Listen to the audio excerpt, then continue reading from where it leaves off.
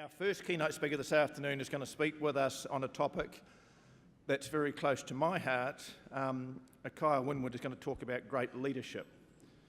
And without clear and principled and effective leadership, philanthropic organisations like ours won't reach the huge potential that we have to do good in the world.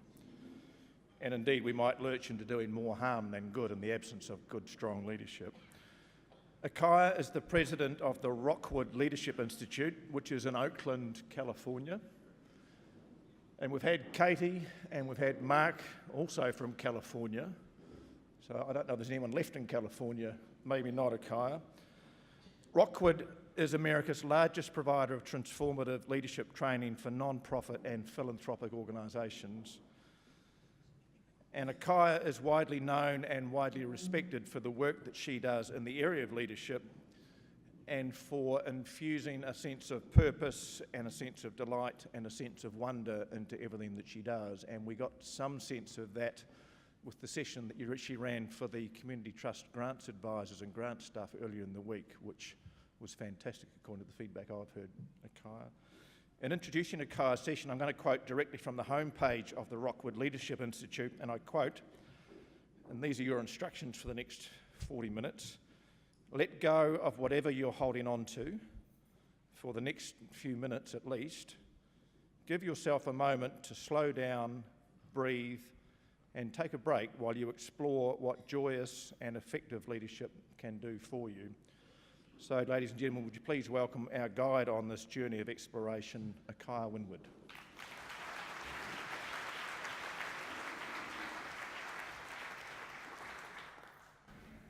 Is this on? Here are my notes. Maybe we can put our feet on the floor.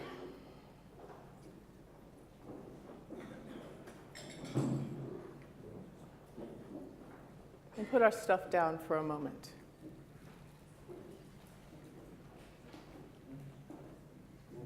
And if you're comfortable, I invite you to just close your eyes for a moment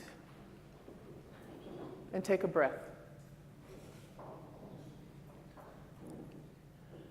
And notice in this breath what you're grateful for. Notice what it means to be here with these people in this moment. And notice who's at home taking care of business while you're here. Let's be grateful for them. And let's be grateful for all who are coming after us. And let's take a breath.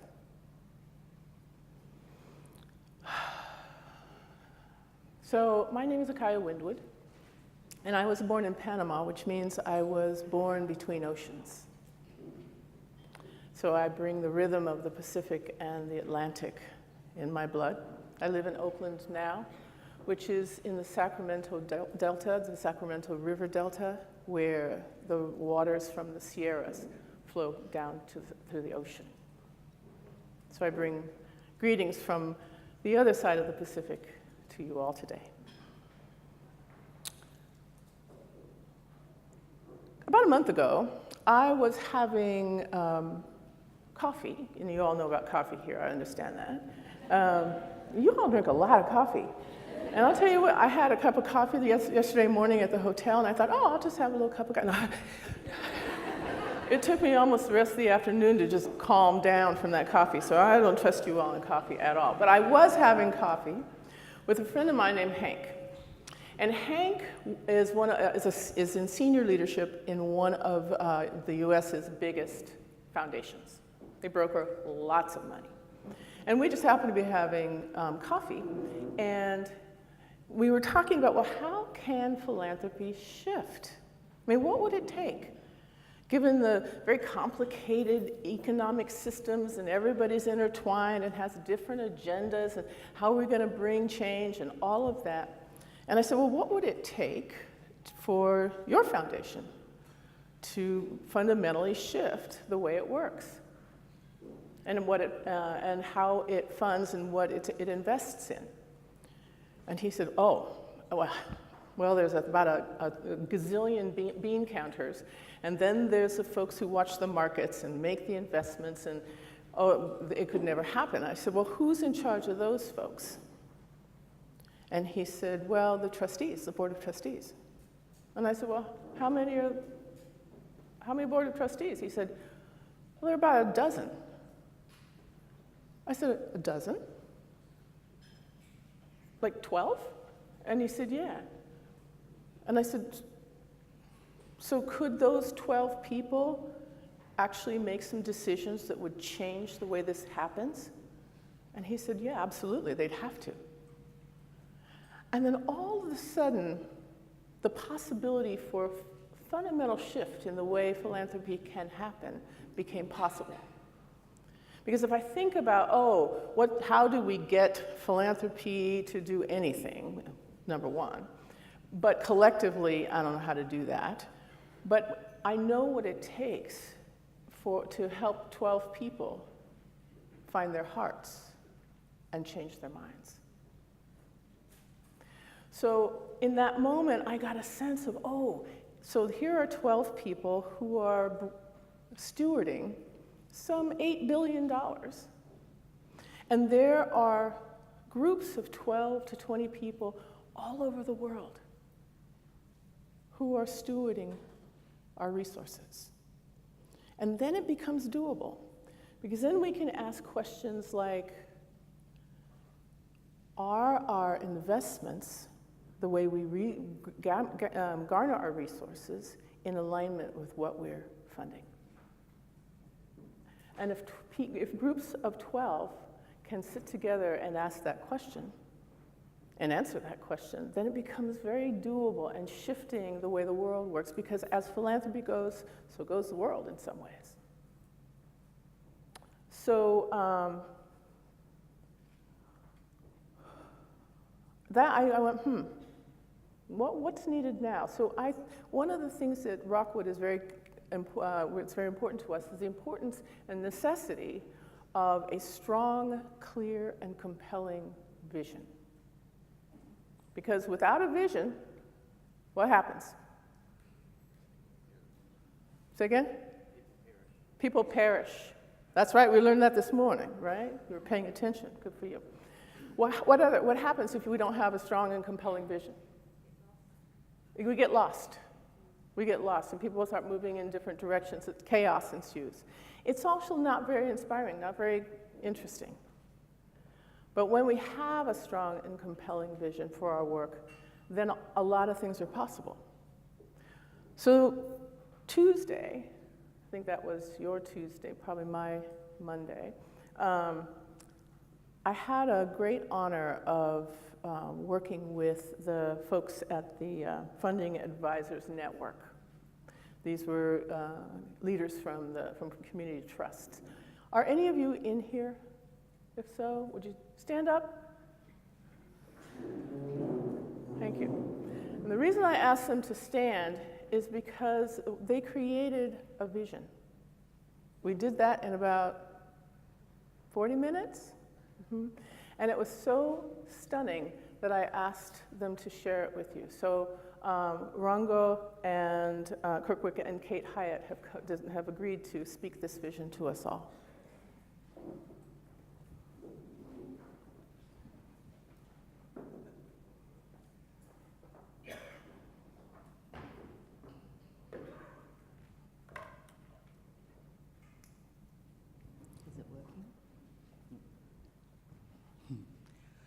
New Zealand is a place where we can feed our whānau from the whenua, the awa, and the moana.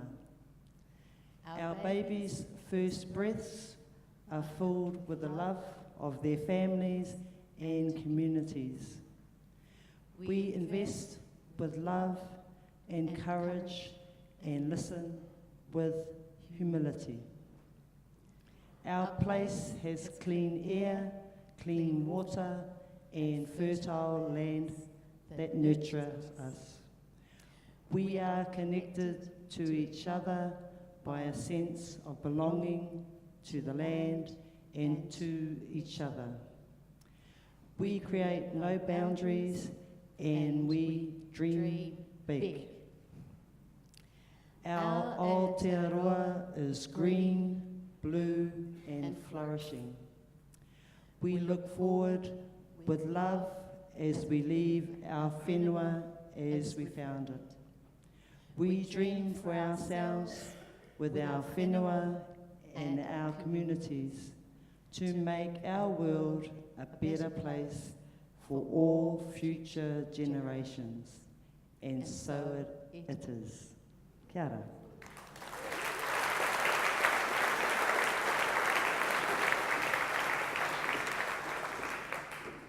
So let's take a moment, just sit with that.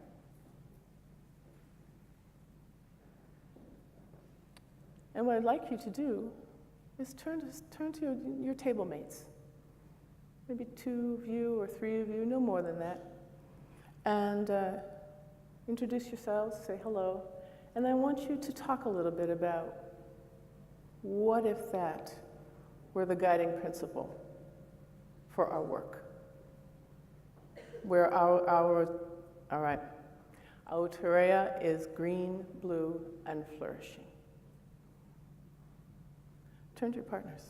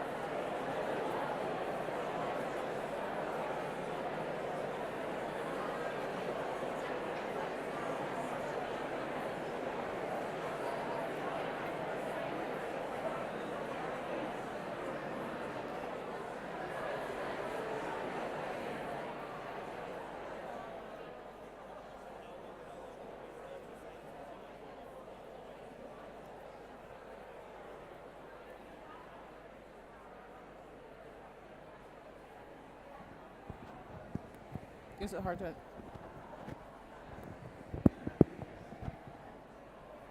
Am I hard to hear? Yeah.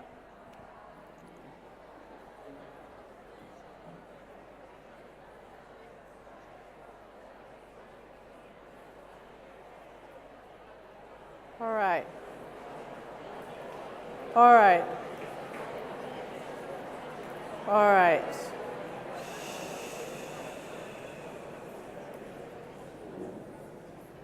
Now don't lose track of these people because you're going to come back to them later in a minute. Let me hear from a couple of you just what it meant to hear this, or what did you talk about real quick. Just stand up and here's what we talked about real quick. Come on, y'all. Yeah.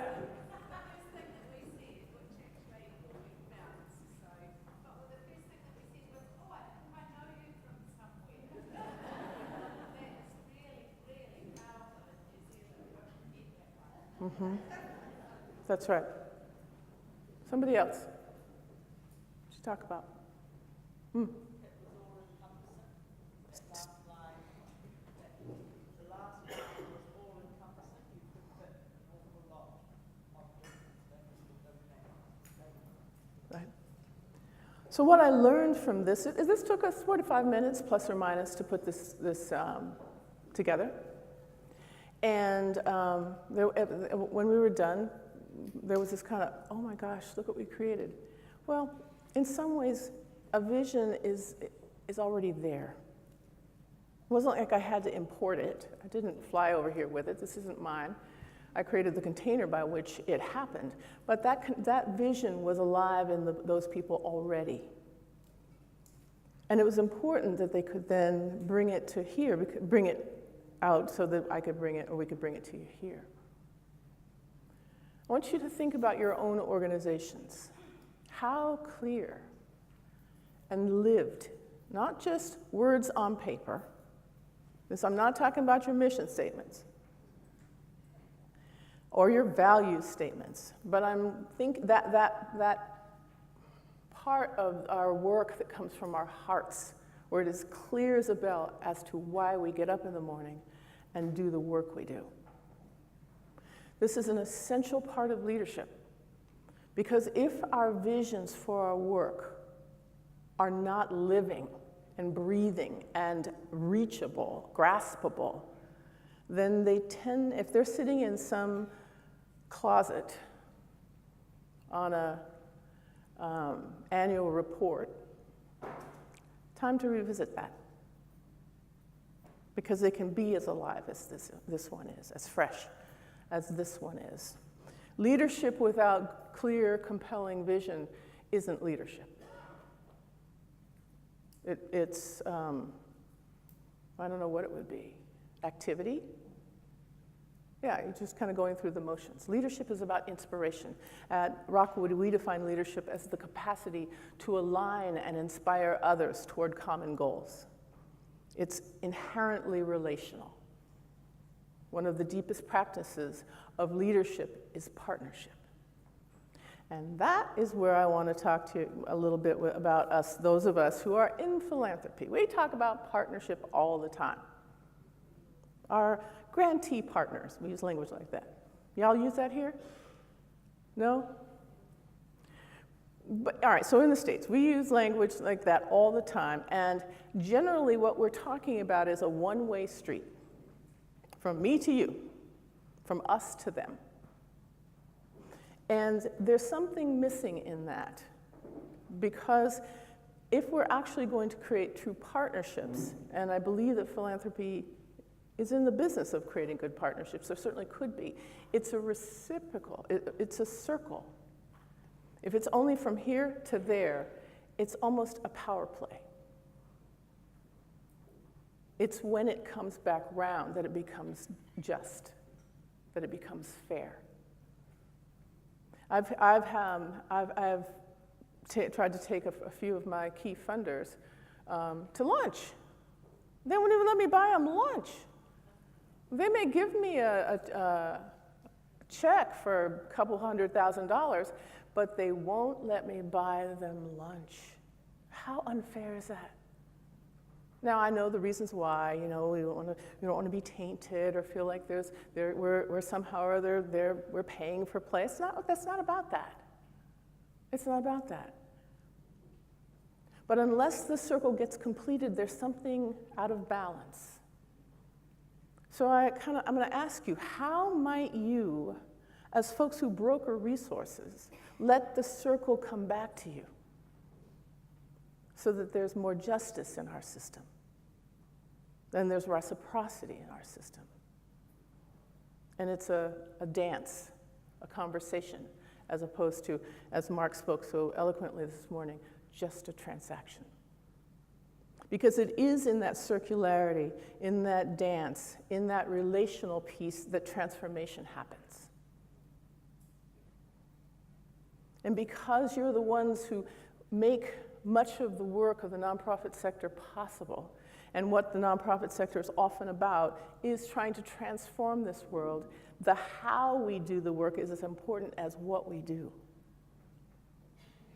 So if our relationships as people who broker resources and folks who use resources is transactional and one way, that's not transforming the world. And the good news is, we know how to do this. We know how to do this. Raise your hand if you have never had a birthday. Everybody's had a birthday, which means probably everybody got a present at some point. And so I bet everybody had somebody in your family who had a birthday and you gave them a present. Am I right? So we know how to give and receive. That's a very human thing. I think as a sector, philanthropy can get better at being in partnership. And you can negotiate.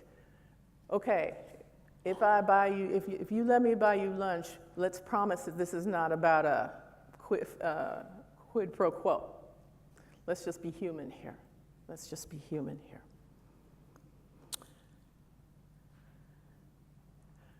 At Rockwood, we believe that leadership can be taught. It's something we can learn. And you all are in wonderful positions to support the leadership of the folks who depend on you or on whom you depend, frankly. I remember when the first time I started figuring out philanthropy, and I said, so in the United States, in order to be a foundation, you have to give away 5% of your corpus every year. That's the rule. So if you don't have nonprofits, you can't be a foundation, essentially. And I thought, well, now nonprofits, on the other hand, community groups, they've been doing community group stuff for a long time, with or without the philanthropic sector. So I didn't get this power dynamic. It took me a minute to get, now wait a minute. These people absolutely need these people, and these people don't actually need these people. So why isn't it that philanthropy is out there going, hey, can we give you some money? We'd love to give you some money, as opposed to this weird dance that goes the other way around and then sets up these very strange power dynamics. Am I making sense? So we can rectify that. I think it would be fun. Here's a cool thing about New Zealand, and I love New Zealand. I do. I love New Zealand. I travel a lot, go a lot of places in the world. New Zealand is my favorite, outside of Oakland, California. No, for real. No, you're kind of going on. You're the first nation to where women could vote. You're nuclear free. You have the most beautiful land I've ever seen. You have a treaty, while imperfect, you're still working on. You are the land where restorative justice got born. I mean, do you get how magical that is? You probably do. You're probably going, yeah, tell me about that, Akaya. But it's remarkable from where I sit, what you bring to the world. And imagine, imperfect as you are, if how you be here in New Zealand were the model for the rest of the world. Imagine. And if you've ever traveled outside of your waters, you'll know what I'm talking about, because it doesn't feel like there. But it could. So I'm invested in you all leading. And you are the ones who are investing in the leadership of those who are making social transformation possible. So I want you to go back to your table mates and think with each other, how might we really support the leadership? And when I say the leadership, I'm not talking about project money here. I'm not talking about project money. That's important.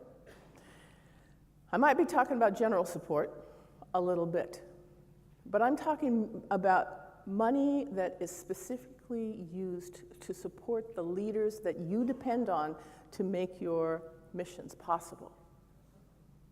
Because in the States, less than 1% of philanthropic dollars are being used to support leadership. That's not much. So, close your eyes for a moment. And I want you to think of a leader that you or your organization supports, that if they got 10% better and more effective, what might be possible?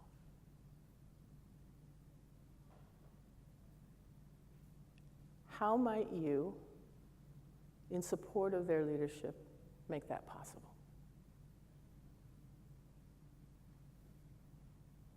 And turn to your table mate. Talk about that. Tell a story about that leader. What might be possible?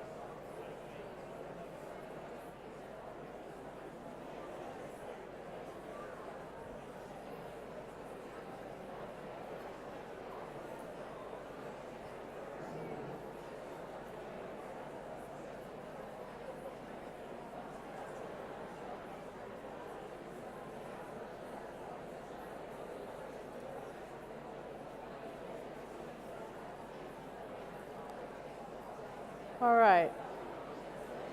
All right.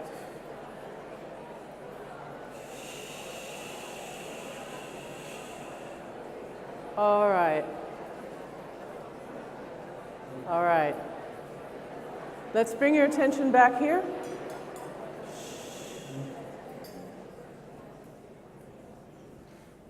Well, that was fun to watch. There was a lot of excitement in the room. Do that. Do that. Support your leaders. They deserve it. So many leaders are working in absolute isolation. It's hard work. They need each other. Guess what? You need each other too. So it's not just about their leadership, it's about our leadership. And we can't do anything alone. None of us can. It's a myth. The single leader who goes out there and he makes things happen. That never happens. Somebody's doing the dishes. Somebody's watching the kids. Somebody's making sure that the emails get them. Nothing is ever done alone. So support your leaders. Find ways to do that. Get them some resources that will allow them to move from good to great. I want to say one thing, my last thing before I close this piece. I've been thinking lately about whole philanthropy, or whole portfolios. All of you are probably in the business of righting some wrong or strengthening some community or building something or whatever it is, but it's generally a positive intent. You've got positive intent. My assumption anyway. I mean, does anybody get up in the morning and go, I think I'll be hateful today? That doesn't happen. So let's assume that in this body of people, we're all working toward the common good. We define it differently, perhaps, but we're working toward a common good. And we do that through the organizations we support. We show that. Our values are there. Often there's a disconnect between what we support and the investments we make in order to keep our pool of resources fresh. Am I making sense here? Because if I'm saying I want to make sure that kids are healthy and the air is clean, and I'm investing in coal to support that, there's a disconnect. And so making our portfolios whole, wherein all of it is aligned, what we do, what we value, and how we resource that is all in alignment, I think is where the future of philanthropy can go. But that's actually not hard. It's not hard to come full circle because there are circles of 12 sitting on top of, at the top of most foundations. Many of you sit on some of those circles of 12. So sitting together, talking with one another, getting clear of our values, getting a clear vision, and then making sure our portfolios are whole. That's a simple thing. Just requires us to do something simple, what we know to do, talk to one another. It's been an honor, thank you.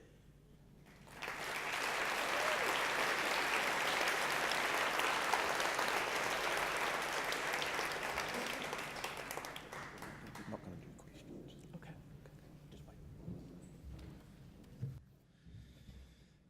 Thank you, Akaya. I think we all probably feel that we've had some time to breathe. There's not many after-dinner speakers that would invite people to close their eyes.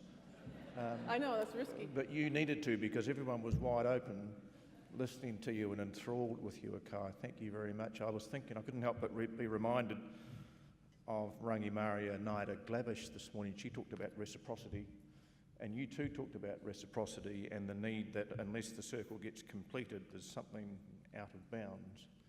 And I think Naida was talking about Pākehā Maori relationship. You were talking about board relationships and grantee relationships. And I'm sure you're exactly right that without reciprocity, there's something missing. So thank you for travelling all the way from Oakland to be with us and to share your wisdom with us.